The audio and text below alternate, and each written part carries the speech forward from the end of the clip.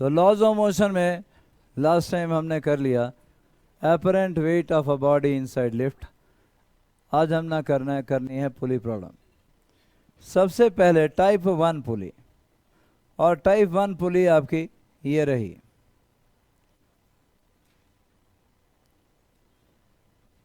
बात नहीं, ये रही जी पुली, और पुली आपकी यहां पर फिक्स है।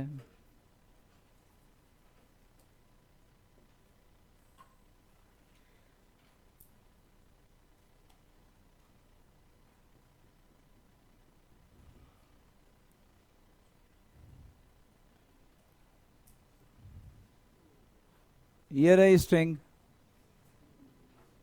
बात नहीं,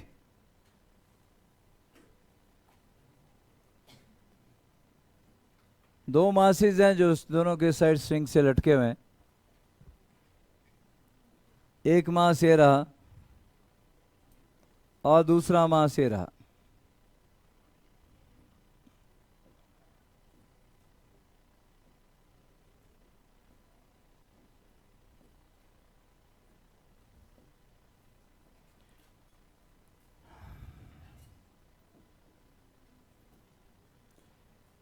ये स्ट्रिंग है, और पुली प्रॉब्लम सीखने से पहले सुन लें कि pulley is assumed as massless unless mention. जब तक आपको कोई बोले ना, क्वेश्चन में लिख के ना दे, पुली को आप मासलेस एज्यूम करोगे।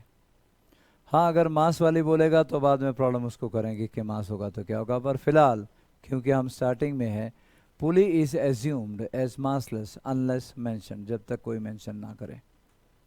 स्ट्रिंग, रस्सियां, string is assumed as massless unless mentioned. तो जब तक कोई मेंशन ना करे कि स्ट्रिंग का मास है, अपने आप रस्सी को भी मासलेस एज्यूम करोगे।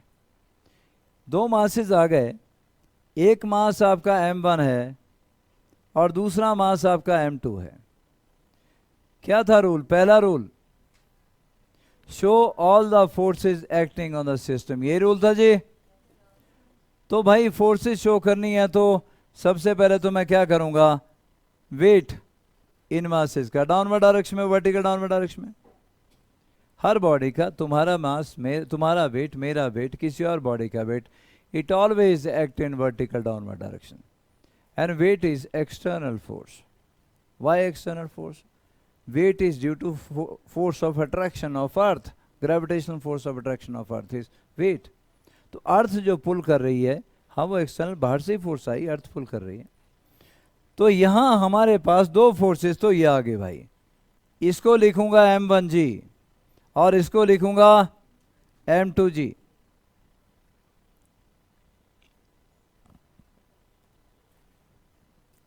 कोई और फोर्स है क्या?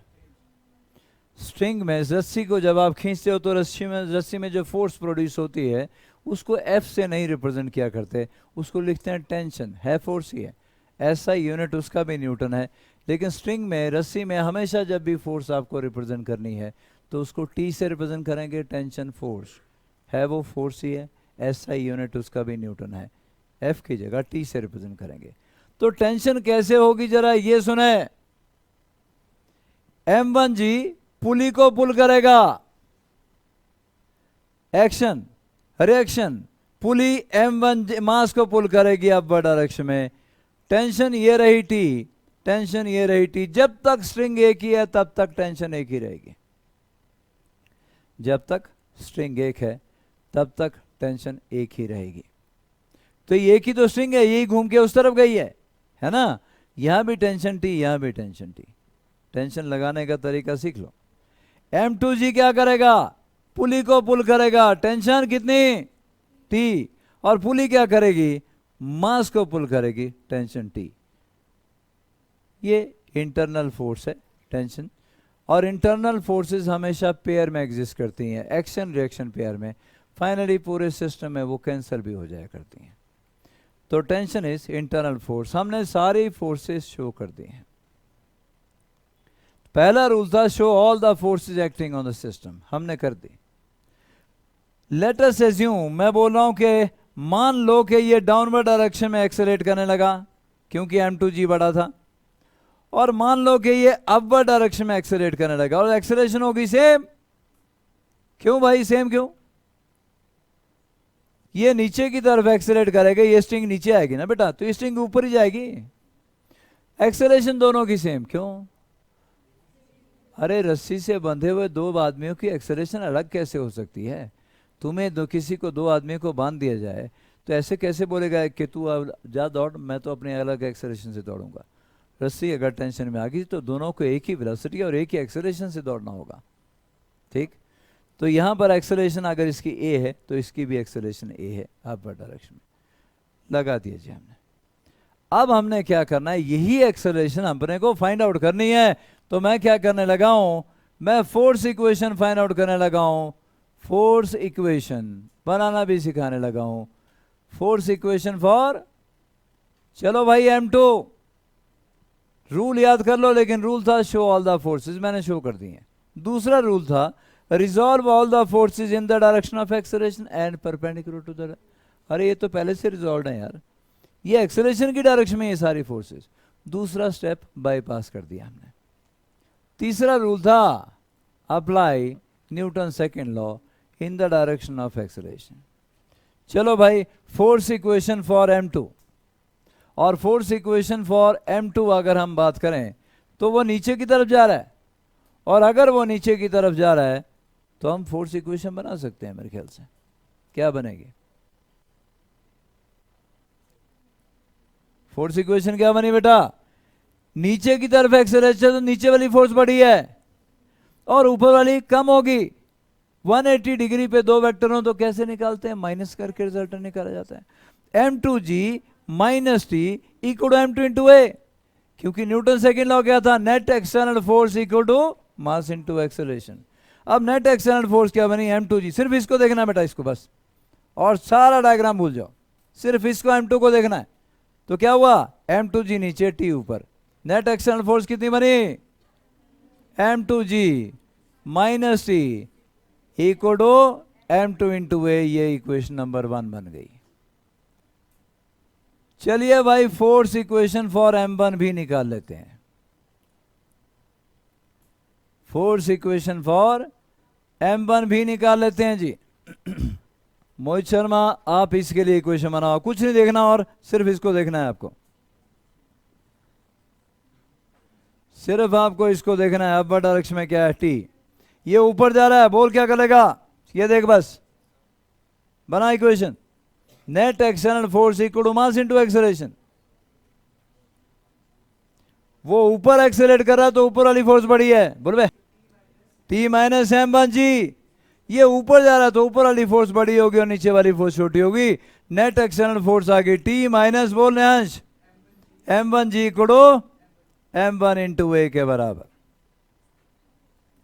Adding the two equation 1 plus 2। क्यों ऐड कर रहा हूं? ताकि T कैंसिल, ये माइनस टी है प्लस टी है, T कैंसिल हो जाएगा। एडिंग द टू इक्वेशन आपके पास क्या देगा? M2G minus M1G, M2G minus M1G, करो बेटा add, equal to M1A plus M2A, M1 plus M2 into a. लो भाई, एक्सेलरेशन आ गई M2G minus M1G divided by M1 plus M2।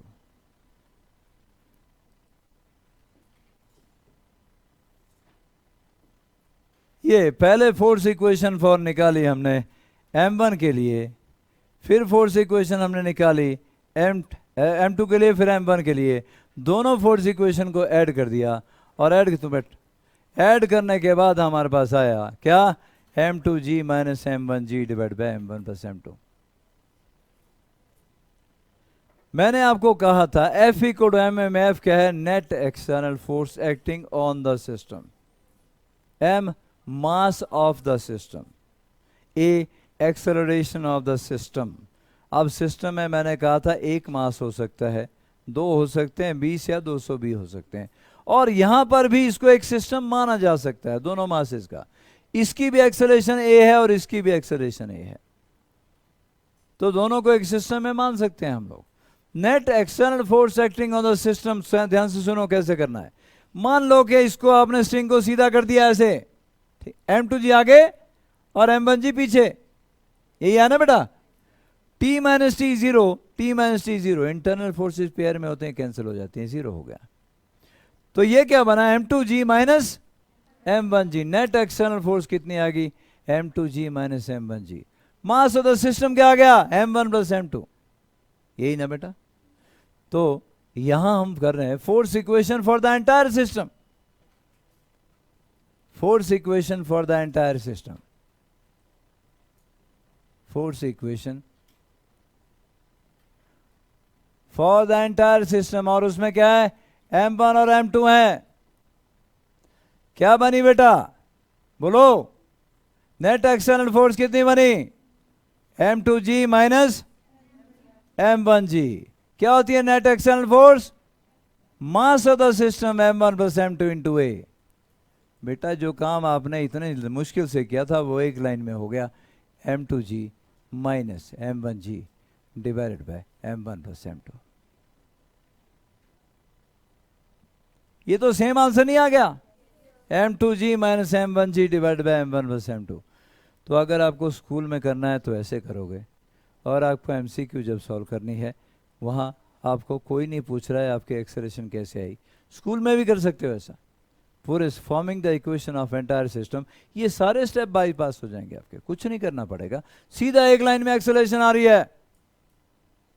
तो ये लंबा तरीका हो गया और ये बिल्कुल शॉर्ट तरीका हो गया उसी चीज को फाइंड आउट करने का। क्योंकि दोनों की एक्सेलरेशन ए थी, इसलिए हमने दोनों का एक सिस्टम मान लिया, एक सिस्टम बना लिया। और जब एक सिस्टम बन गया ना, तो फिर सिस्टम की इक्वेशन बनाने में क्या तकलीफ है, बनाई जा सकती है, बना ली।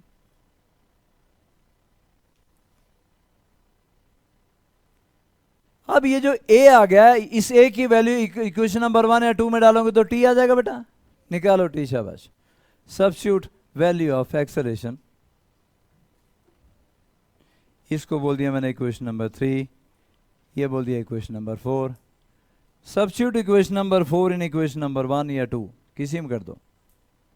सब्स्टिट्यूट इक्वेशन नंबर 4 इन इक्वेशन नंबर 1 कर लो चलो, और टी फाइंड आउट करो, या 2 में कर लो, जैसे तुम्हारा दिल करता है वैसे करो, 2 में कर लो। टी फाइंड आउट करो बेटा, बताओ क्या है, ले बोलिए काम। प्रद्युमन सिंह, कितनी आई टेंशन,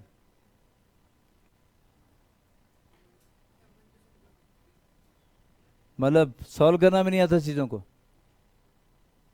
10वीं बैठना वापस जाके बोल, कितनी आई, वो M1 प्लस M2 नहीं होए, 2M1 M2G divide by M1 plus M2 आएगी। दोबारा कैलकुलेट करो ढंग से।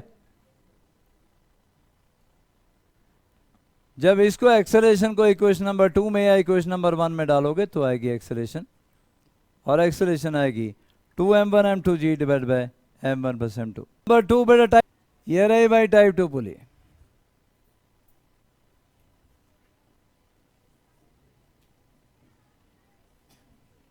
बातें पे बातें, यहां पर एक पुली है, यहां पर हमारे पास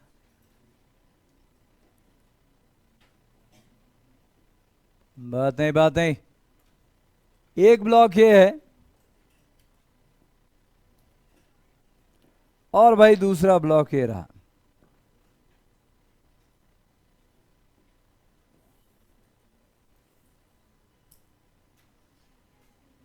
हाँ जी,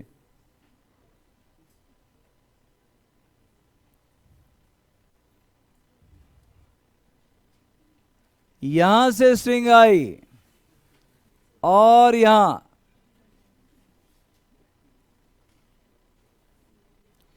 ये मास M2 और ये मास M1। पुली प्रॉब्लम टाइप 2 पुली भाई।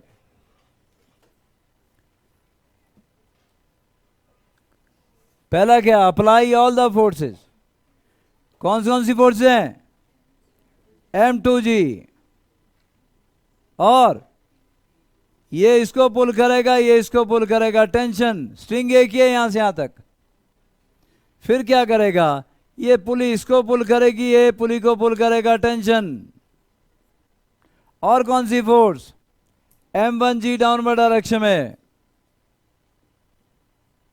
और नॉर्मल डायरेक्शन अपवर्ड डायरेक्शन में. Show all the forces acting on the system. नीचे बैठ. पहला rule, show all the forces acting on the system. दूसरा rule, resolve all the forces in the direction of acceleration and perpendicular direction of acceleration. अरे भाई acceleration कहां होगी? Acceleration होगी यहां पर, और इसकी एक्सेलरेशन कहां होगी? ऐसे. दोनों की सेम होगी, क्योंकि अगर ये कुछ डिस्टेंस से नीचे आएगा तो ये कुछ डिस्टेंस से आगे जाएगा. ठीक है. Force equation for m2 find out करनी है जी. पहले हमने फोर्स इक्वेशन फॉर m2 आ जाएगी. प्रांजल चंदेल. हाँ प्रांजल, सिर्फ इसको देखना है बेटा, ऊपर कुछ नहीं देखना. ये नीचे एक्सेलरेट कर रहा है. बोल. m2g minus T equal to m2 into H down. तो ये इक्वेशन बनी m2g minus T equal to m2 into A. Equation number 1. अच्छा बेटा, इक्वेशन नंबर 1. और अब आई बारी m1 की. m1 की फोर्स इक्वेशन बनाते हैं जी पुनीत ठाकुर. हाँ जी, आप सिर्फ इसको देखोगे बेटा बस, और आगे की डायरेक्शन में न्यूटन सेकंड लॉ अप्लाई करना इन the direction of acceleration only. बोल. अबे m1 जी इधर है, एक्सेलरेशन की डायरेक्शन में नहीं है. m1 जी का चाचा, एक्सेलरेशन की डायरेक्शन में न्यूटन सेकंड लॉ अप्लाई करना है. वो बोल बेटा. टी फॉरवर्ड डायरेक्शन में, बैकवर्ड डायरेक्शन में कोई फोर्स नहीं है यार, सिर्फ टी है. ये देखो, रख दिया मैंने. अरे m1g तो राइट एंगल पे, m1g का कॉम्पोनेंट यहां निकालोगे तो 0 आएगा. आपने सिर्फ एक्सेलरेशन की डायरेक्शन वाली फोर्स देखनी है, और एक्सेलरेशन वाली फोर्स कौन सी है? टी. m1g का कॉम्पोनेंट भी इस डायरेक्शन में 0 आएगा, n का कॉम्पोनेंट भी इस डायरेक्शन में 0 आएगा. तो कौन सी बची? सिर्फ टी. तो क्या बनेगी? t equal to m1 into a. तो ये इक्वेशन बनी t equal to m1 into a. अब substitute equation number 2 in equation number 1. t की वैल्यू यहां डाल दो. क्या बना? m2g minus m1 into a equal to m2 into a. Solve करो बेटा. एक्सेलरेशन आ गई m2g divided by m1 plus m2 के बराबर.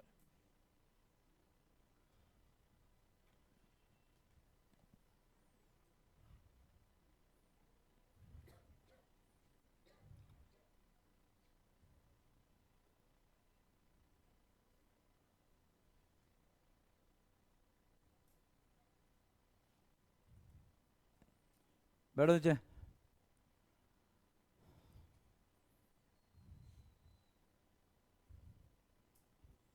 अब पूरा सिस्टम देखिए. ये ए एक्सेलरेशन और इसकी भी ए acceleration.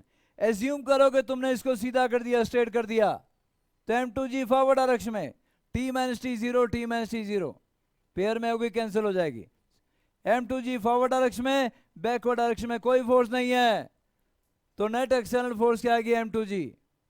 Net external force acting on the system m2g equal to total mass of the system m1 plus m2 into A acceleration of system.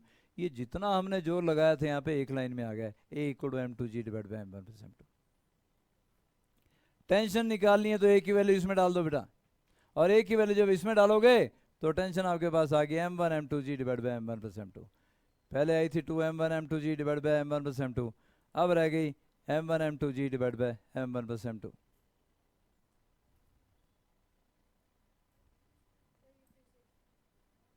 क्या? Force equation for the entire system. मैं क्या बोल रहा हूं, पहले भी ये बोला था, स्ट्रिंग को स्ट्रेट मान लो. ये पहले स्ट्रेट है. m2g को मानो कि आगे कर दिया सीधा ऐसे, ये सीधा किया ऐसे. अब m2g आगे की डायरेक्शन में, और यहां पीछे की डायरेक्शन में कोई फोर्स नहीं है अपोज करने के लिए. t minus T 0, t minus T 0. Net external force कितनी आ गई? m2g equal total mass of system कितना हो गया? m1 plus m2 into a. और यहाँ से एक्सेलरेशन आ गया m2g divide by m1 plus m2 के बराबर। पूरे सिस्टम की इक्वेशन जब हम बनाते हैं बिल्कुल एक लाइन में हमारा आंसर आने लगता है, लेकिन हाँ इंडिविजुअल मासेस की इक्वेशन अगर बनाते तो सॉल्व करने के बाद फिर हमारी एक्सेलरेशन निकल आती। पुली टाइप 2 हमने कर लिया।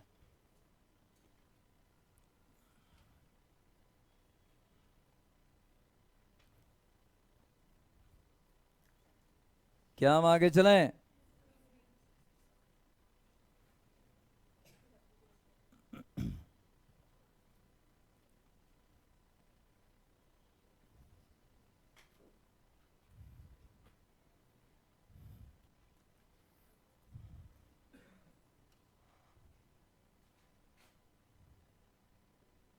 आगे चलें बेटा।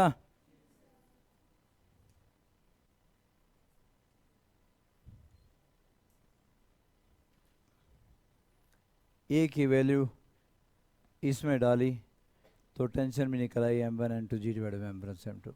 दो टाइप की पुली कर चुके हैं हम लोग। पुली टाइप 3। टाइप 3 पुली में देखिए आपके पास एक इंक्लाइन प्लेन है। टाइप 3 पुली में आपके पास एक इंक्लाइन प्लेन है।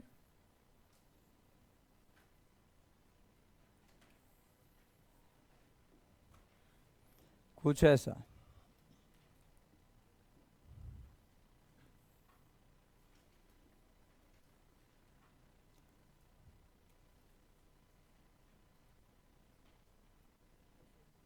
और यहाँ एक पुली भी है हमारे पास।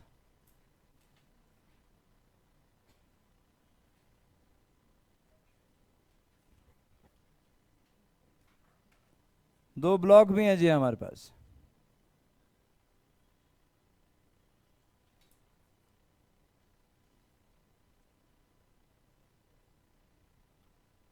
एक ब्लॉक यहाँ है,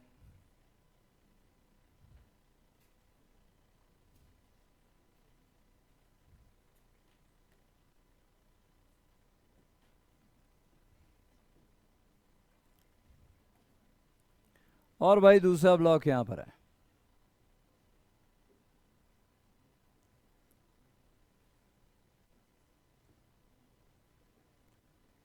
तो यहां से स्ट्रिंग यहां पर आ गई। पीछे गुणगुण जो करे ना मेरे छितर पड़ेंगे वैसे। आराम बहुत देर होगी बोलते हो मेरे को।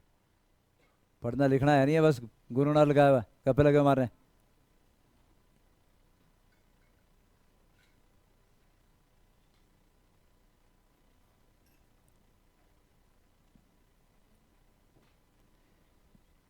ये मास आ गया भाई m1 और ये मास आ गया आपका m2।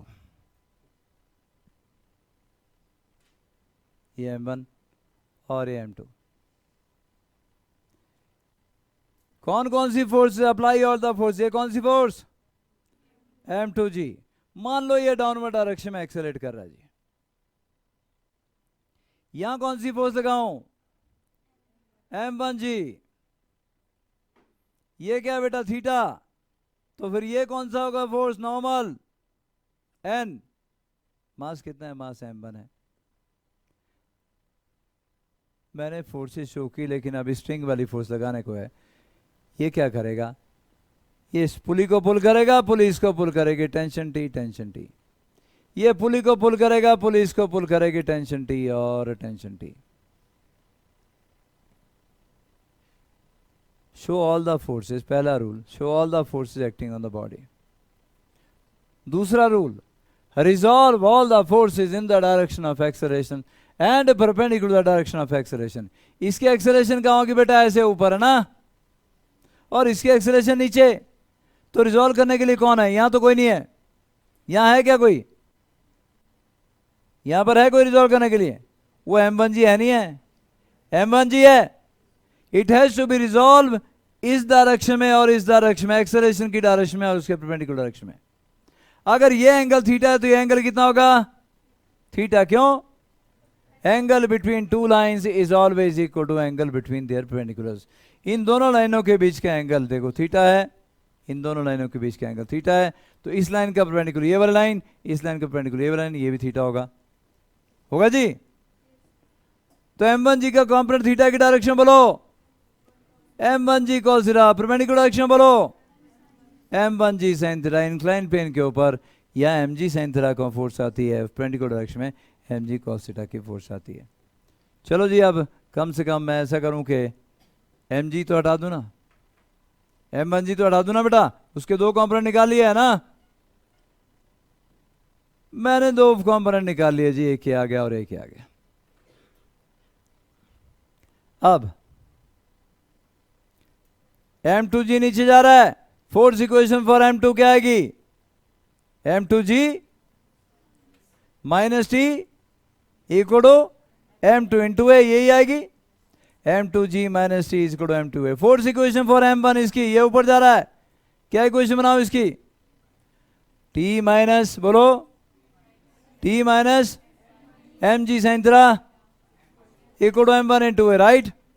चलो भाई, t minus m1g sin theta ये वाला आ गया, t minus m1g sin theta equal to m1 into a. दोनों को ऐड कर दो, इसको और इसको ऐड कर दो, t और t कैंसिल हो जाएगा, एक्सेलरेशन आ जाएगी, निकालो बेटा आराम से, m2g minus m1g sin theta divide by m1 plus m2।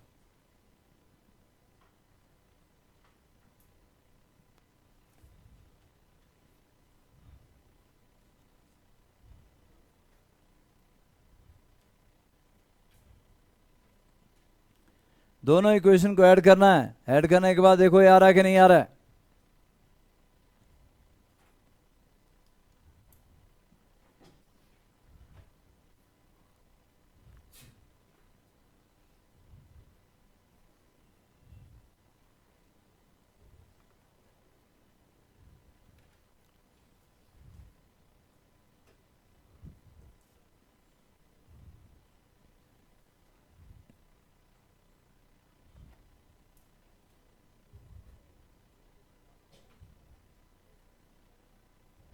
आया, दोनों को ऐड करिए, आ गया एक्सेलरेशन।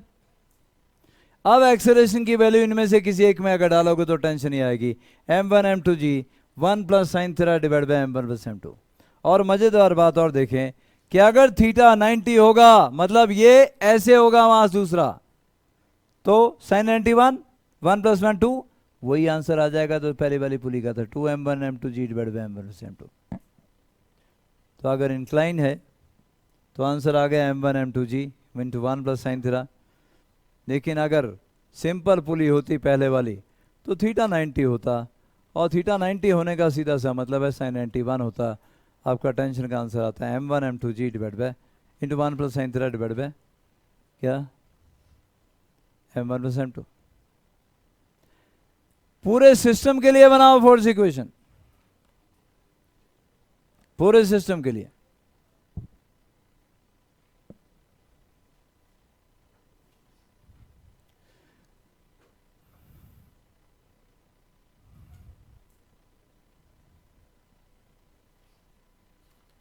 रक्षिता वर्मा, पूरे सिस्टम के लिए क्या करेंगे बेटा, क्योंकि दोनों की एक्सेलरेशन सेम है, ये ऊपर को ये एक्सेलरेशन से आ रही है, ये नीचे को एक्सेलरेशन जा रही है, तो दोनों को एक सिस्टम बनाया जा सकता है। क्या किया अभी तक, क्या करते थे हम लोग, किसको, वो भाई दोनों एक्सेलरेशन को नहीं, स्ट्रिंग को सीधा करते थे। ये स्ट्रिंग को m2g को सीधा कर लिया, और m2g ऊपर की डायरेक्शन में, अपोज करने के लिए कौन है, m1g sin theta t minus t0 t minus t0। तो m2g minus m1g sin theta, m2g minus m1g sin theta, आगे net external force equal total mass of system m1 plus m2 into a, और a आपके पास एक line में आ गया m2g minus m1g sin theta divide by m1 plus m2। एक line में आपका एक्सेलरेशन का आंसर निकला है।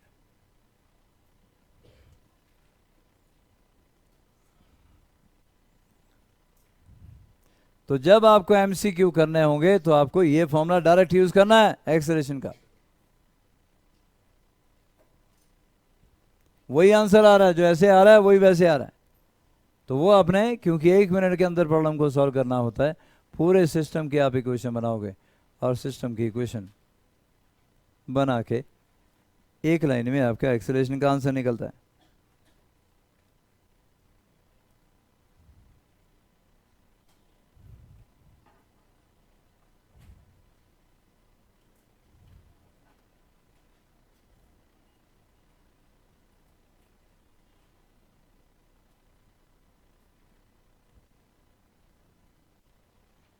हो गया, हमने पुली कर ली टाइप 3। टाइप 4, ये रही टाइप 4 पुली। और यहां मैंने क्या बोला कि अलोंग द इंक्लाइन प्लेन कौन सा कॉम्पोनेंट आता है, साइन थीटा। जैसे इसका डाउनवर्ड डायरेक्शन में आना था m2g, राइट, उसके दो कॉम्पोनेंट थे, m2g कॉस थीटा और m2g साइन थीटा। इसका क्या आएगा इधर को, m1g sine theta. Tension nor कैसे शो करेंगे, ऐसे और ऐसे। ये ब्लॉक इसको पुल करेगा, ये इसको पुल करेगा, ये ब्लॉक इसको पुल करेगा, ये इसको ऐसे पुल करेगा। Show all the forces acting on the body, पहला स्टेप। और दूसरा भी कर लिया हमने, रिजॉल्व करके शो किया बेटाए, ये फोर्सेस रिजॉल्व कर लिए हमने, नॉर्मल एक्शन अभी शो नहीं किए।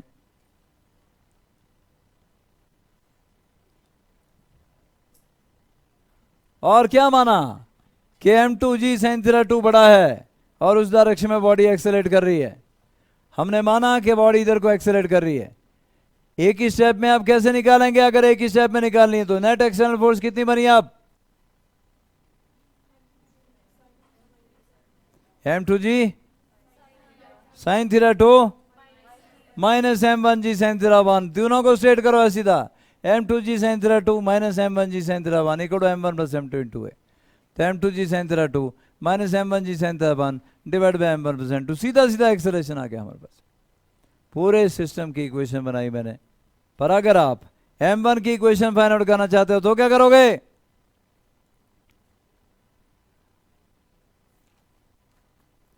रिया मचान, m1 की फोर्स इक्वेशन वो इधर को है, t minus m1 into a, यही। और इसकी फोर्स इक्वेशन क्या आ जाएगी नीचे को, m2g sin theta 2 minus T equal to m2 into a. दोनों को ऐड करोगे तब भी सेम आंसर आएगा जो क्यों आया था। तो पूरे सिस्टम की इक्वेशन, सिट डाउन, बैठ दोनों। पूरे सिस्टम की इक्वेशन जब आप बनाते हो तो उसमें फ़ायदा ये होता है कि एक स्टेप में हमारे पास एक्सेलरेशन निकल आती है। अगर ये जो एक्सेलरेशन आए इसको किसी एक इक्वेशन में 1 या 2 में डालोगे तो टी आ जाएगा m1 m2g sine theta 1 plus sine theta 2 divide by. तो हमने, लो भाई, पुली प्रॉब्लम टाइप 5, चले आगे। टाइप 5 की पुली प्रॉब्लम बेटा,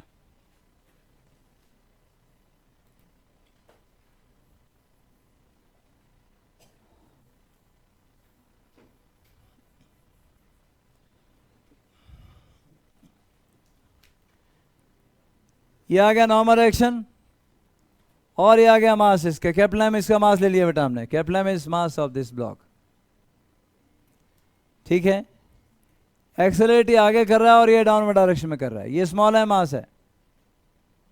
स्मॉल एम का इधर को कंपोनेंट क्या आएगा, mg sin थीटा, इधर को आएगा mg cos थीटा, ऊपर की तरफ इसका नॉर्मल रिएक्शन है ना। फिलहाल नॉर्मल रिएक्शन को मैं, नॉर्मल रिएक्शन की बात नहीं कर, पीछे बात नहीं, नॉर्मल रिएक्शन की बात इसलिए नहीं कर रहा हूं क्योंकि अभी नॉर्मल रिएक्शन अगर कैलकुलेट करने के लिए बोलेगा तभी यूज करना है। लेकिन अगर फ्रिक्शन होगी ना बेटा, नेक्स्ट चैप्टर फ्रिक्शन जब करेंगे, फ्रिक्शन में यही नॉर्मल रिएक्शन वीवीआईपी बन जाएगा, क्योंकि फ्रिक्शन का फॉर्मूला होता है mu coefficient of friction into N, normal reaction. जब तक नॉर्मल रिएक्शन नहीं कैलकुलेट करोगे तब तक फ्रिक्शन फोर्स नहीं आएगी, और फोर्स नहीं आएगी तो फिर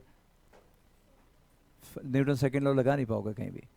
तो फ्रिक्शन जब कर लोगे तो यही नॉर्मल रिएक्शन सबसे पहले करना पड़ेगा, शो भी करना पड़ेगा, यानी मैंने शो किया ताकि डायग्राम क्लियर रहे हमारा। तो एम क्या हो गया बेटा, small M G sine theta, और ये बस ये, और ये क्या, ये इसको पुल करेगा टेंशन टी, ये इसको पुली को पुल करेगा टेंशन टी। यहां भी ऐसा ही है, ये इसको पुल करेगा टेंशन टी और ये इसको पुल करेगा टेंशन टी।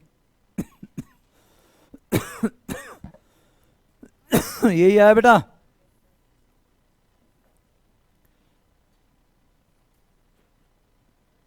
रुशील ठाकुर, तो रुशील ठाकुर स्मॉल एम की इक्वेशन बनाओ।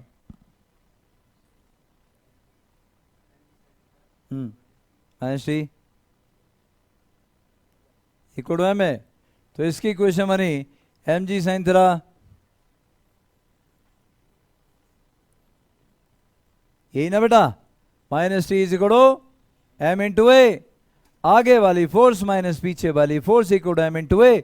जिधर को एक्सेलरेशन है उधर वाली फोर्स बढ़ी है, बेसी बात है। इसकी इक्वेशन बना बेटा,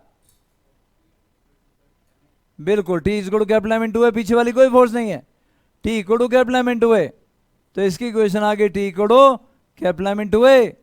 substitute equation number 2 in equation number 1, और जब सब्स्टिट्यूट करोगे तो एक्सेलरेशन आपके पास आ जाएगी mg sin theta divide bye m plus m, वैसे भी आ जाएगी। सीधा करो स्ट्रिंग को, आगे की direction force mg sin theta, पीछे कोई भी नहीं, नेट एक्सटर्नल फोर्स आ गई mg sin theta divide by total mass of system आ गया capital M plus small m। यहाँ टी सब्स्टिट्यूट करोगे तब भी सेम आया, पूरे सिस्टम की इक्वेशन अगर फाइंड आउट करोगे तब भी सेम आया।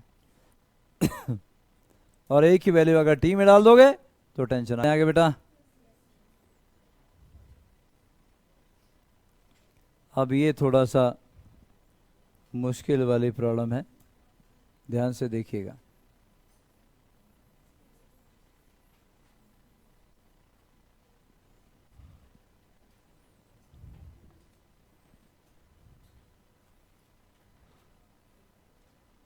हो गया?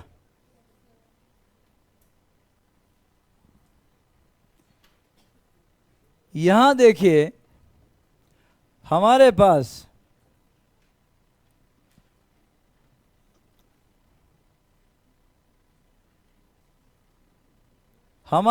दो पुली हैं बेटा।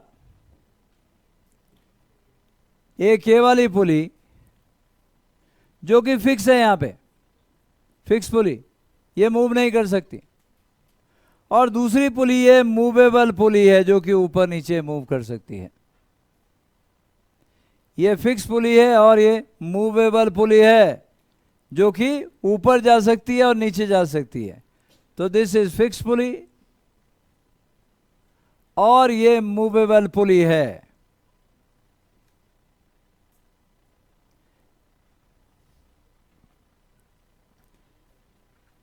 क्योंकि अभी हम इनिशियल स्टेजेस में हैं तो मैं आपको तरीका तो नहीं बताऊंगा एक्सेलरेशन मैथमेटिकल तरीका, क्योंकि वो पावर से होकर आता है, पर मैं समझाने की कोशिश करूंगा कि इन दोनों की एक्सेलरेशन अलग होगी, और अलग कैसे होगी वो समझाने की कोशिश कर रहा हूं, ध्यान से समझिएगा। पहले मैं फोर्स लगा लेता हूं, है ना। ये क्या आ गई m2 इंटू जी, ये क्या आ गया m1 इंटू जी। भाई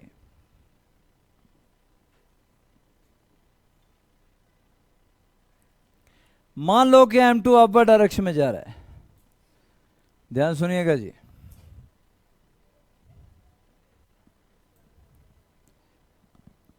m2 अपवर्ड डायरेक्शन में क्यों जा रहा है? क्योंकि पुली भी ऊपर मूव कर रही है, ये अपवर्ड डायरेक्शन में।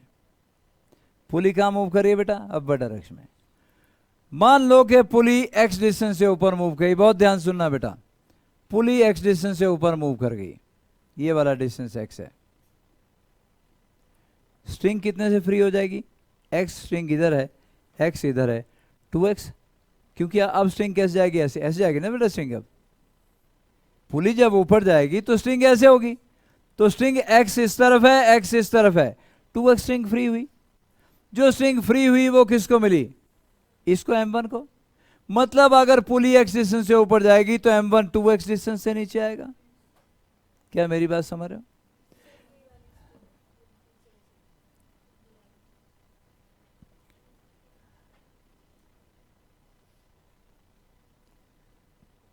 क्या बोला बेटा? अगर ये पुली ऊपर की तरफ गई, फिर मूवेबल पुली है, यहां पहुंच गई, ये डिस्टेंस क्या है? x। अभी स्ट्रिंग कैसे घूम रही है? ऐसे ना, बाद में कैसे घूमेगी? ऐसे। तो स्ट्रिंग कितने से फ्री हो गई? x प्लस एक्स, 2x से फ्री हुई। पुली x डिस्टेंस ऊपर जाएगी तो स्ट्रिंग 2x से फ्री हुई, और 2x जो फ्री हुई स्ट्रिंग वो इसके मिलेगी, ये 2x से नीचे जाएगा। मतलब अगर इसकी एक्सेलरेशन a होगी तो इसकी एक्सेलरेशन 2a होगी। क्या मेरी बात समझ में आई? थोड़ा आगे चलेंगे क्योंकि अभी प्रिलिमिनरी स्टेज हमारी है, वर्क पावर एनर्जी कर लेंगे तो मैथमेटिकल तरीका बताऊंगा इनकी एक्सेलरेशन का रिलेशन निकालने का, क्योंकि वो चैप्टर अभी हमने किया नहीं है, शुरुआती स्टेज में है। तो मैं इसी तरीके से समझाने की कोशिश कर रहा हूँ कि अगर बोली x डिस्टेंस से ऊपर जाएगी तो जो लेंथ है स्ट्रिंग की 2x से फ्री जो होगी वो मिलेगी इसको, और ये 2x से नीचे जाएगा। क्या ये समझ में आया? हुए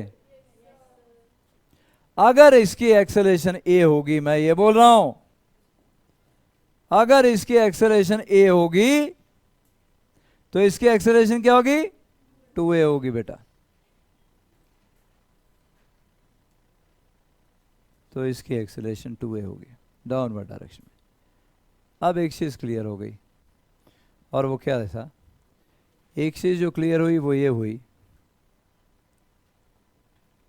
कि भाई इनका एक सिस्टम नहीं बनाया जा सकता, है ना बेटा? क्योंकि एक सिस्टम में सिर्फ वो मासेज रखे जा सकते हैं जिनकी एक्सेलरेशन सेम हो, इनकी एक्सेलरेशन सेम नहीं है। अब फोर्सेस लगाएं, एक आ गया m2g, एक आ गया m1g, ठीक? m1g इसको पुल करेगा, m1g इसको पुल करेगा, तेरी तो टेंशन टी है ना बेटा, और ये इसको पुल करेगा टेंशन टी। सिमिलरली ये इसको पुल करेगा तो ये इसको पुल करेगा टेंशन टी। ये क्योंकि एक ही स्ट्रिंग है, देखो ध्यान से देखना, ये स्ट्रिंग यहाँ से चली, यहाँ से चली, यहाँ से चली, ये एक ही स्ट्रिंग है। जब तक स्ट्रिंग एक रहेगी तब तक टेंशन एक रहेगी। और हमने क्या बोला? स्ट्रिंग इज मासलेस, है ना? चलिए ठीक है जी, यहाँ भी टेंशन टी, यहाँ भी टेंशन टी, और इधर भी टेंशन टी, इधर भी टेंशन टी। एक ही स्ट्रिंग है तो टेंशन सेम रहेगी, ठीक? लेकिन बेटा ये अलग स्ट्रिंग है, ध्यान देखना भाई, ये अलग स्ट्रिंग है यार, अलग स्ट्रिंग है तो टेंशन भी अलग होगी। तो इस स्ट्रिंग में सारे में टेंशन टी आई, लेकिन इस बार स्ट्रिंग में ये अलग स्ट्रिंग है, इसमें टेंशन अलग होगी। चलो मैं टी डैश बोलता हूँ फॉर द टाइमिंग। कितनी बोलता हूँ जी? T dash. तो ये टी डैश डाउनवर्ड डायरेक्शन में इसको पुल करेगा भाई, और ये इसको अपवर्ड डायरेक्शन में पुल करेगा। ये टेंशन कितनी है? T dash. पुली ऊपर जा रही है, मैं पुली की इक्वेशन बनाने लगा हूं, ध्यान से देखना। पुली भाई ये ऊपर जा रही है, कौन सी पुली? ये वाली पुली। ऊपर कितनी फोर्स? यहां पे टी। इधर कितनी फोर्स? टी बेटा। नीचे कितनी force? T dash. Pulley is assumed as massless unless mention, मैंने बोला आपको, तो इसका मास कितना है? 0। ऊपर जा रही है, शायद ऊपर वाली फोर्स बड़ी होगी, तो क्या बनाऊं? 2t ऊपर वाली फोर्स, नीचे वाली कितनी है? T dash equal to mass into acceleration. पर मास तो 0 है, एक्सेलरेशन है पर मास 0 है। क्या ये समझ में आया बेटा? एक्सेलरेशन तो है पर मास 0 है, इसलिए 0 हो गया। 2t इक्वल टी डैश, मतलब ये टी डैश आपका जो आया वो 2t के बराबर आया। तो मैं लिख लेता हूं G T dash equal to 2t। T dash हटा दो बेटा और 2t लिख दो इसकी जगह, पक्का? लो भाई हम लोग टी डैश को हटा के इसको 2t लिख लेते हैं, ये भी 2t और नीचे वाला भी 2t।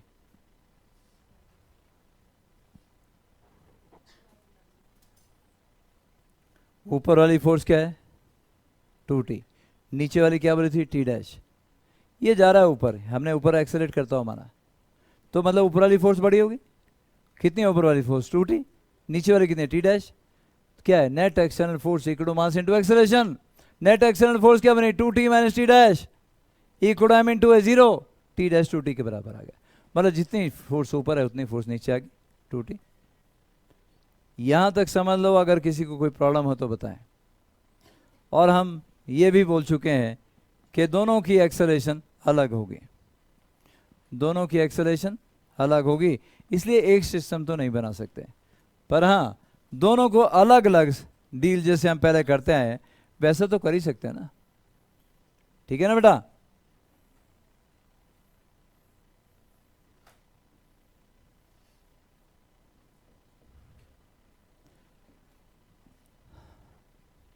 चलो भाई फोर्स इक्वेशन बनाते हैं। सानवी सूद, सानवी सूद है? सलोनी, फोर्स इक्वेशन फॉर m1 बेटा, इसके लिए इक्वेशन नीचे जा रही है 2 एक्सेलरेशन से।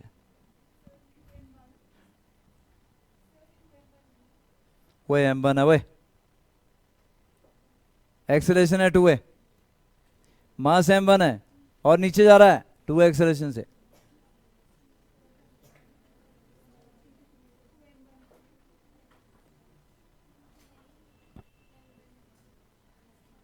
वो नीचे एक्सेलरेट कर रहा है, नीचे वाली फोर्स बड़ी होगी, ऊपर वाली छोटी होगी।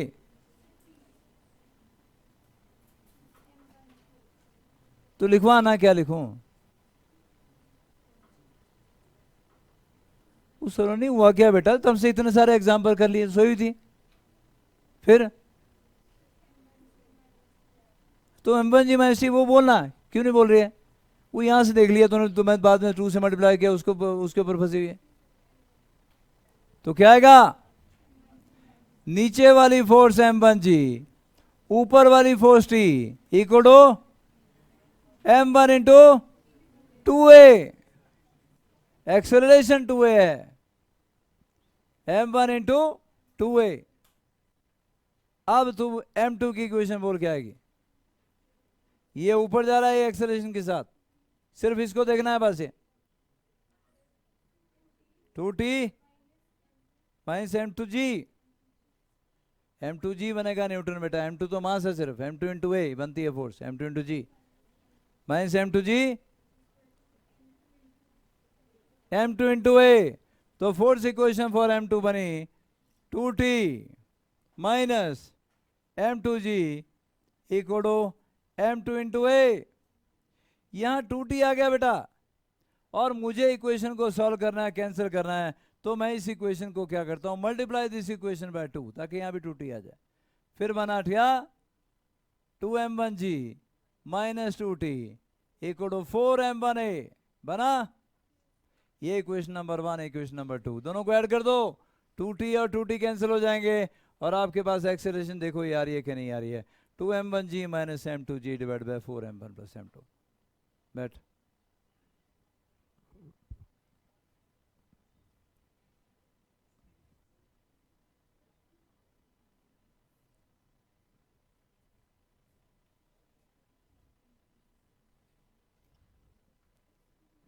अच्छा,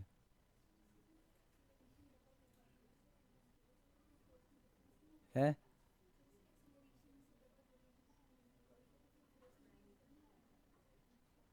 फोर्स इक्वेशन तो बेटा वैसे ही बनेगी जैसे बनेगी ना, एक्सेलरेशन डबल है, मास तो वही है, मास थोड़ा डबल हो जाएगा। अब अगर कोई गाड़ी है तेरे पास, उस पर एक्सेलेटर पे पाँव रखी तो एक्सेलरेशन डबल कर दी तूने, ठीक, पर गाड़ी का मास थोड़ा बदलेगा। तो बॉडी का मास M1g है, वो M1g ही रहेगा, एक्सेलरेशन डबल हो, ट्रिपल हो, 4 गुना हो, जितने मर्जी हो। जो फोर्सेज हैं वैसे वो तो आपको वैसे ही अप्लाई करनी है। M1g डाउनवर्ड डायरेक्शन में, T अपवर्ड डायरेक्शन में, M1g minus T is equal to M1 into 2 है। Net external force equal to mass into acceleration है बेटा। ये 2t है ऊपर। देखिए हम लोग इक्वेशन किसकी बना रहे हैं, सिर्फ M2 की। अब इसको देखो बस, ये और कुछ देखना ही नहीं है। अगर पूरा सिस्टम देखोगे तो कैंसिल हो जाएगा, 2t minus 2t 0, t minus t 0, t minus t 0। t internal force है, वो पेयर में एग्जिस्ट करती है, उसका नेट सम हमेशा 0 ही आएगा। लेकिन आप इक्वेशन बना रहे हो किसकी, M2 की। फ्री बॉडी डायग्राम सिर्फ आपको M2 का देखना है। इसको क्या बोलते हैं, फ्री बॉडी डायग्राम। क्या बोलते हैं जी, फ्री बॉडी डायग्राम। ये आपका M2 है, सिर्फ ये देखना है। डाउनवर्ड डायरेक्शन में M2g, अपवर्ड डायरेक्शन में क्या है 2t, और कुछ नहीं देखना, बस ये देखना है। And it is accelerating in upward direction A। सिर्फ M2 देखना है, बाकी कुछ नहीं देखना है, ये बंद कर देना है सब कुछ ऐसे, या अलग से डायग्राम बना लो अगर दिक्कत है तो, और इसी को देखना है और इसी की इक्वेशन बनानी है। बात समझ में आई? सॉल्व करके आया क्या? पूरी प्रॉब्लम हमने कर ली, type 6।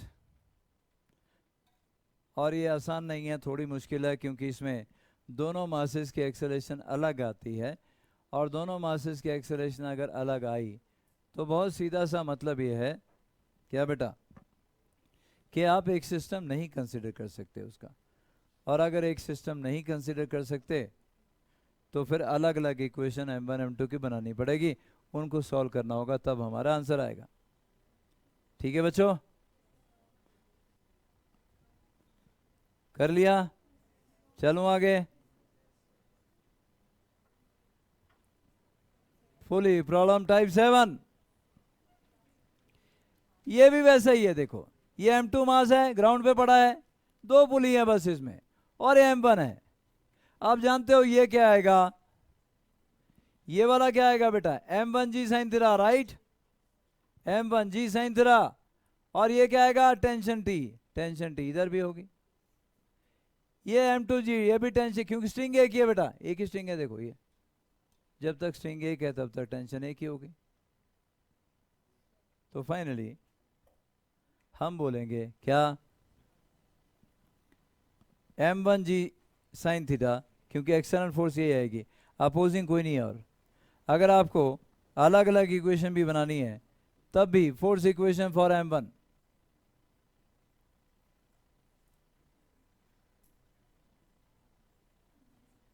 Force equation for M1 क्या बनेगी, क्या गुणगुण कर रहा है, चाहिए कुछ, आऊं पीछे, तो अकेला थोड़ा बातें करेगा, तू भी साथ में लगा होना, क्या पगला है वो, अकेले करता रहता है।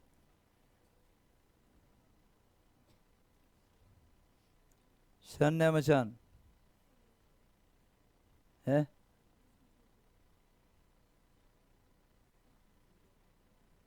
शिफा Praveen, force equation for M1 बेटा,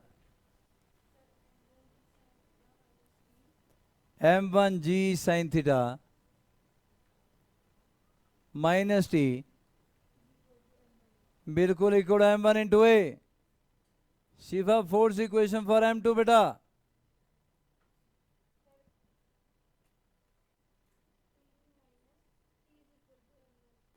T equal to M2 into a, है ना, T equal to M2 into a by T के। ये इक्वेशन नंबर 2 आ गई, इक्वेशन नंबर 1 आ गई, substitute equation number 2 in equation number 1, आपके पास आ गया M1G क्या बेटा sine theta equal to M1 plus M2 into a, वही जो वहां पे डायरेक्ट एक सिंगल इक्वेशन से आया था। तो एक्सेलरेशन आ गई M1G sine theta divide bye क्या बेटा M1 प्लस M2। टाइप की पुली प्रॉब्लम देख ली है, लेकिन अब तुम्हारी असाइनमेंट में कुछ एक प्रॉब्लम है, जब वो करोगे तो उससे आपको ज़्यादा, क्योंकि हमने जो किया है वो वेरिएबल फॉर्म में किया है, M1 M2 की फॉर्म में। जो प्रॉब्लम आपको आएंगी वहाँ M1 दिया होगा 2 kg, M2 दिया है सपोज 5 kg, फिर पूछ लेगा बताओ भाई एक्सेलरेशन, उसमें एक्चुअल एक्सेलरेशन आ जाएगी, लेकिन करने का तरीका तो यही रहेगा ना, करने का तरीका नहीं बदलेगा। चलूँ आगे बेटा, है शिवांगी,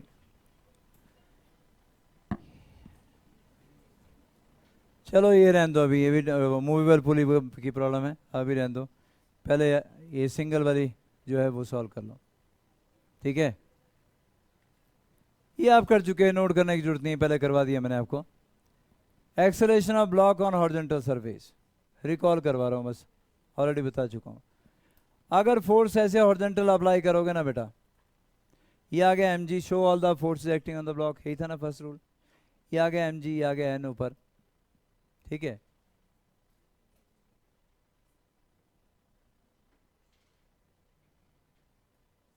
हाँ जी, अब क्या न्यूटन सेकंड लॉ अप्लाई करोगे तो क्या आएगा बेटा, नेट एक्सटर्नल फोर्स क्या है, F इक्वल टू m है। लेकिन अगर फोर्स कुछ एंगल पे करवा चुका हूं बेटा ऑलरेडी, तो आपको रिजॉल्व करना है, इधर F cos थीटा और ऊपर F sin थीटा ऊपर चला गया, फिर क्या बनेगी equation, F cos theta equal to m into a, तो ए क्या आ जाएगा, यही बनेगी ना बेटा, net external force F cos theta equal to mass into acceleration, तो एक्सेलरेशन आपके पास क्या आ गई, F cos theta upon m, ऐसी आएगी, बहुत बढ़िया जी। और या ऊपर की डायरेक्शन में क्या होगा बेटा, ना बॉडी ऊपर जा रही है ना नीचे आ रही है, क्यों, क्योंकि ऊपर वाली फोर्स नीचे वाली फोर्स के बराबर है, n plus F sine theta must be equal to M G. यहां से एन आ गया बेटा, और एन क्या आ गया, एम जी माइनस समथिंग। तो याद रखें नॉर्मल रिएक्शन एम जी के बराबर आ सकता है। देखो यहाँ नॉर्मल रिएक्शन क्या आया, एम जी के बराबर, और यहाँ नॉर्मल रिएक्शन क्या आया, एम जी से छोटा। तो अपने दिमाग में ये बिल्कुल नहीं रखना कि जी हमारे पास एन एम जी के बराबर आएगा ना, एन एम जी आ सकता है, एम जी से छोटा आ सकता है, एम जी से बड़ा भी आ सकता है। नोट करने तो कर लो, वैसे तुमने पहले किया हुआ है, लास्ट टाइम करवाया था मैंने। नॉर्मल रिएक्शन एम जी के बराबर हो सकता है, नॉर्मल रिएक्शन एम जी से छोटा हो सकता है, और नॉर्मल रिएक्शन एम जी से बड़ा भी आएगा थोड़ी देर में भी। ये देखो भाई, इस केस में नॉर्मल रिएक्शन एम जी से बड़ा हो गया।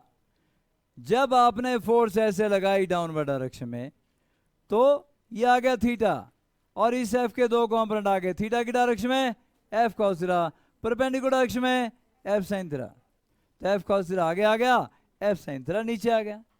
अब इक्वेशन क्या बनेगी, आगे की डायरेक्शन में F cos theta equal to m into a, और यहां से आप एक्सेलरेशन फाइंड आउट करोगे। ये बोलने वालों को बेटा मैंने वार्निंग बथेरी दे दी है, तो इससे चक के फेंकूंगा बाहर। बातें मत करो, गुनगुन मत करो, पढ़ने काम जो करो। फॉरवर्ड डायरेक्शन में force F cos theta, F cos theta equal to M A, तो एक्सेलरेशन आ गई F cos theta upon M. लेकिन जब नॉर्मल रिएक्शन फाइंड आउट करोगे तो क्या बोलोगे, ऊपर वाली फोर्स इक्वल नीचे वाली फोर्स, यही बोलोगे बेटा। और ऊपर वाली फोर्स इक्वल नीचे वाली फोर्स जब बोलोगे तो ये रहा, ऊपर कौन सी है एन, नीचे कौन सी है M G plus F sine theta. Equate करोगे तो एन कितना आ जाएगा, M G plus F sine theta. मैं बोलना ये चाहता हूँ नॉर्मल रिएक्शन एम जी के बराबर हो सकता है, नॉर्मल रिएक्शन एम जी से बड़ा भी हो सकता है, नॉर्मल रिएक्शन एम जी से छोटा भी हो सकता है। It all depend upon forces acting on the body. और ये नॉर्मल रिएक्शन का नाम बार बार क्यों ले रहा हूँ, इसलिए क्योंकि जैसे ही हम फ्रिक्शन पे पहुंचेंगे ये नॉर्मल रिएक्शन आपका वीवीआईपी बन जाएगा। यही नॉर्मल रिएक्शन आपका वीवीआईपी बनने वाला है।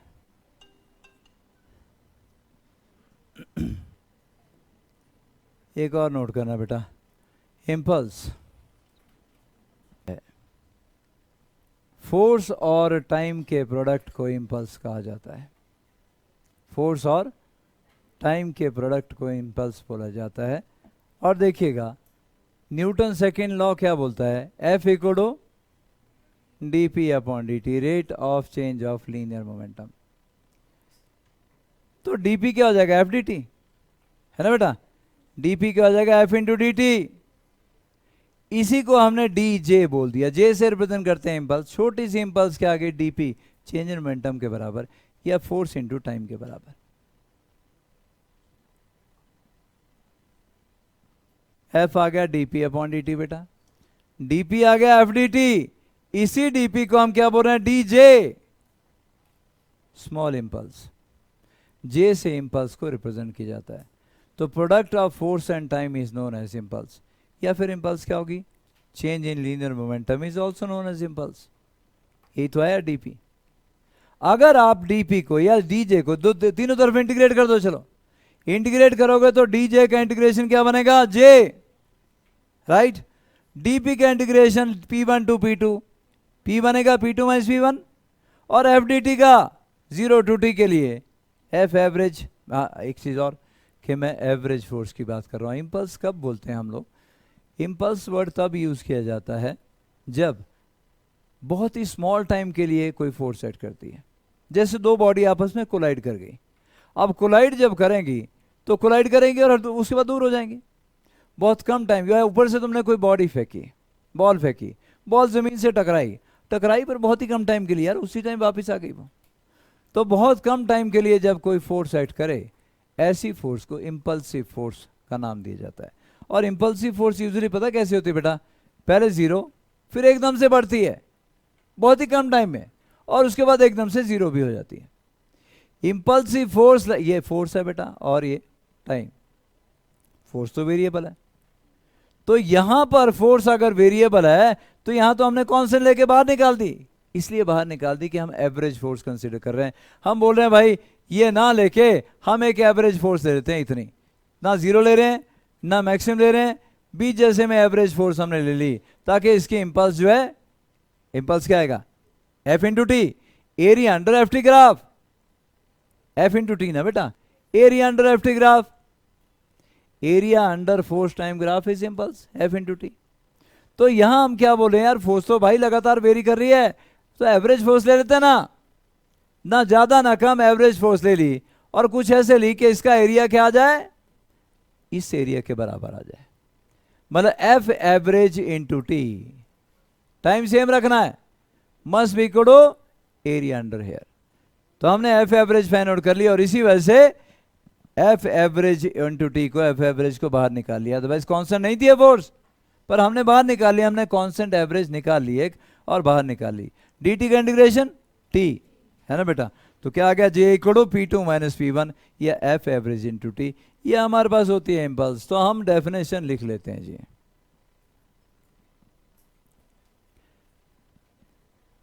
लिख लो बेटा, product of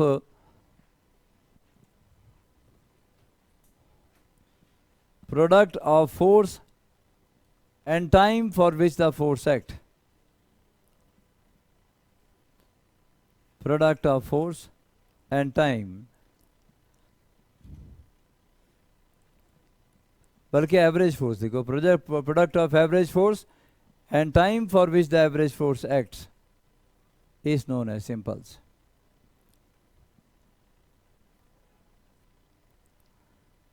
is known as impulse बेटा। और क्या बोल सकते हो इंपल्स को, change in linear momentum of a body is also known as impulse. Change in linear momentum of a body is also known as impulse. लेकिन impulse word तभी use करेंगे जब बहुत ही स्मॉल टाइम के लिए ये फोर्स एक्ट करें। थोड़े एग्जाम्पल मैं बता देता हूँ इसके। ये तो हो ही गया, एफ एवरेज क्या आ गया, या एफ या जे क्या आ गया, एफ एवरेज इंटू टी के बराबर आ गया। एग्जाम्पल देखो बेटा, अगर ध्यान सुनिएगा, आपने ये देखे होंगे ग्लासवेयर जो होते हैं वो पैकिंग में या तो खूब सारा पेपर होता है बीच में डाला उन्होंने, है ना, या फिर स्ट्रॉ की पैकिंग होती है, राइट, स्ट्रॉ भूस मतलब वो जो तिनके जैसे होते हैं, या स्ट्रॉ डाला गया होता है। बोन चाइना की जितने भी पैकिंग में आपको मिलेंगे वो फ्लफी सा मटेरियल कोई बीच में आपने डाला होगा। अब वो ऐसा क्यों करते हैं, कोलिजन तो होगा। अब ट्रांसपोर्ट में उस सामान आना है, ट्रांसपोर्ट में आना है तो झटके भी लगने हैं बेटा, झटके लगने हैं तो जैसे झटका लगेगा एकदम से मोमेंटम जीरो हो जाएगा, यही होगा ना। आप देखिए F into T equal to change in momentum आ गया, ये है ना बेटा। तो फाइनल मोमेंटम क्या होना है, जीरो। झटका लगेगा तो final momentum zero. Initial momentum जो है सो है, जो वेलोसिटी आ चुकी है। तो एफ इंटू टी आपका कांस्टेंट हो गया, मतलब एम यू के बराबर है ना। अगर आप किसी तरीके से टाइम बढ़ा दो मोमेंटम में चेंज होने का, जीरो होने का, मोमेंटम फाइनल मोमेंटम क्या होना, जीरो होना है। इनिशियल मोमेंटम जो है सो है, तो कांस्टेंट आ गया। अगर आप फाइनल मोमेंटम जीरो होने का टाइम बढ़ा दो तो फोर्स कम हो जाएगी बेटा। यही रीजन है कि जो फ्लफी मटेरियल बीच में डाला गया है, झटका लाएगा तो फ्लफी मटेरियल दबेगा, फिर वापस आएगा, फिर दबेगा। फाइनल मोमेंटम जीरो होने का टाइम जो है वो इंक्रीज कर दिया गया, फोर्स कम होगी, वो टूटने से बच जाएगा। ठीक है। क्रिकेट देखा होगा आप लोगों ने। अब क्रिकेट की बॉल जब किसी के पास आती है, उसको कैच करना होता है, वो कैसे कैच करता है, किसी ने ध्यान दिया?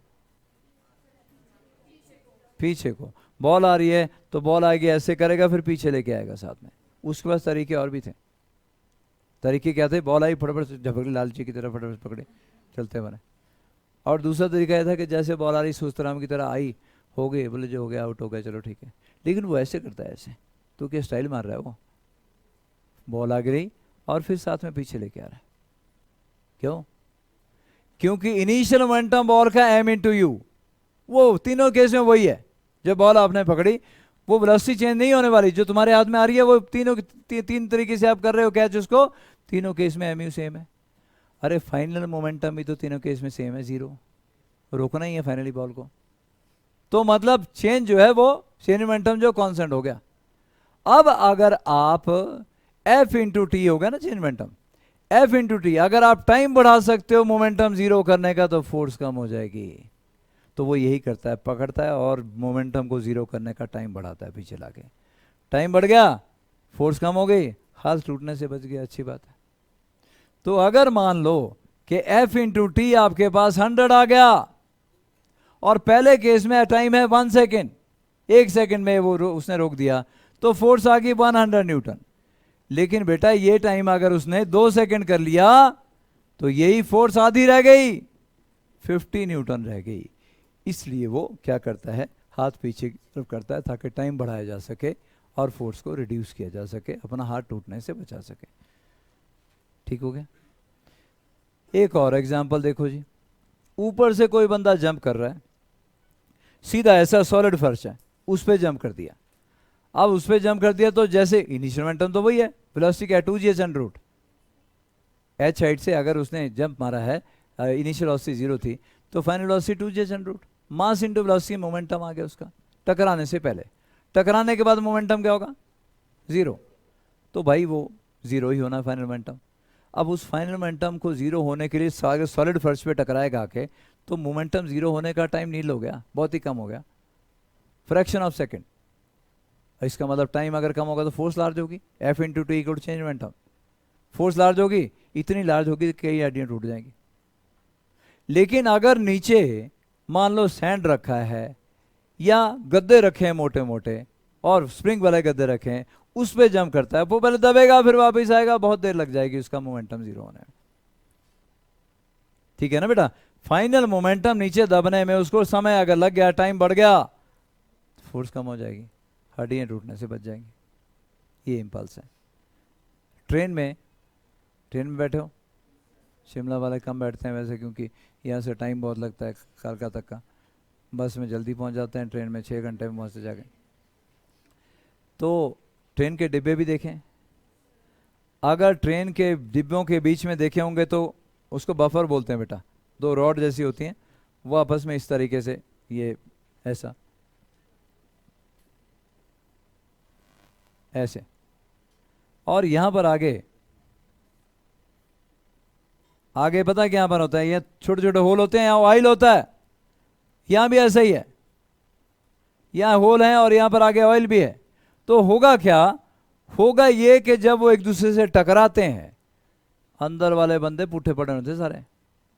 कब, जब ट्रेन रुकनी है, ट्रेन जब स्टेशन पे पहुंचेगी तो ब्रेक तो दबाएगा ड्राइवर, ब्रेक दबाए तो डब्बे अलग अलग हैं। अब अगले वाला इंजन रुका, पीछे वाला उससे टकराएगा, पीछे वाला अगले वाले से टकराएगा, वो सब लंबे पड़े हुए अंदर, वो हॉस्पिटल पर जाने पड़ते हैं सब के सब। पर ऐसा तो नहीं होता, क्यों, वो जो बफर लगाए होते हैं ना, वो जब दबते हैं एक दूसरे को दबाते हैं, अंदर होता है ऑयल और बीच में छोटे छोटे होल होते हैं, वो होल में से ऑयल बाहर की तरफ को, जैसे कंप्रेस हुआ ना ये, तो ऑयल अंदर की तरफ को वो आने लगता है, बहुत आहिस्ता आहिस्ता से वो कंप्रेस होते हैं। मतलब मोमेंटम को 0 करने का टाइम बढ़ा दिया, टकराए आपस में, लेकिन एकदम से नहीं रेस्ट में आया, वो ऑयल जो है वो जो होल्स हैं उनके थ्रू काफ़ी स्पीड से अंदर की तरफ आने लगा और ये आगे की तरफ जाने लगा। मतलब फाइनल मोमेंटम 0 करने का टाइम जो है वो बढ़ा दिया। अंदर डिब्बे में बंदे को बैठे पता नहीं चलता कि यार फोर्स एक्ट भी किया कि नहीं किया। ये सारे एग्जाम्पल का एक हैं, इम्पल्स के हैं। जैसे शॉक एब्जर्वर लगे होते हैं बेटा, मोटरसाइकिल में भी होते हैं, गाड़ियों में भी होते हैं। अब शॉक एब्जर्वर देखें ना, स्प्रिंग होता है, गाड़ियों के टायर के साथ स्प्रिंग लगा होता है ना। हाइड्रोलिक शॉक ऑब्जर्वर भी हैं। अब तो जो जितनी अच्छी गाड़ी होगी उतना ही शॉक ऑब्जर्वर उसका बढ़िया होगा। तो लेकिन मोटरसाइकिल में देखा वहाँ स्प्रिंग होता है बस। अब जैसे ही गड्ढे में गाड़ी गई, टायर गया ना, तो गड्ढे में टायर गया, जैसे ही जाना था उसने नीचे की तरफ जाके velocity 0, within no time velocity 0। और time within no time, अगर टाइम कम हो गया तो फोर्स लार्ज एक्ट करनी थी और ऊपर बैठा हुआ बंदा उसका कहीं टूटना, गाड़ी के अंदर पता चलना था। मतलब बंदा ने एक बार गाड़ी में बैठ गया, दूसरी बार कसम गाड़ी थी यार पैदल चल जाऊंगा बस ये नहीं अपने बस का काम। लेकिन ऐसा तो नहीं होता, क्यों, क्योंकि जो टायर ने एकदम से मोमेंटम 0 होना था, वो स्प्रिंग दबा, आहिस्ता आहिस्ता दबा और उसका मोमेंटम 0 होने का टाइम बढ़ गया। और मोमेंटम 0 होने का टाइम अगर बढ़ गया, फोर्स कम हो गई, अंदर बैठे बंदे को पता भी नहीं चलता कि टायर गड्ढे में चला गया कि नहीं चला गया। इम्पल्स समझ में आ गया। ठीक है, आज इतना ही कर रहे हैं हम लोग।